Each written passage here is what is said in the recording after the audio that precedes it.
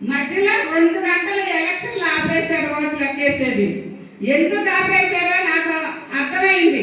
వీళ్ళు ఏదో గొడవ చేసి మా కొడుకుని ఏదో ఇబ్బంది పెట్టి ఆ రోజు అన్నారు, శివప్రసాద్ రెడ్డి మీకు 30 కోట్లు ఇస్తాం, 40 కోట్లు ఇస్తాము, అధికారం మాదొచ్చింది ఎందుకని చెప్పి ఆయన బాగా ఇబ్బంది పెట్టారు.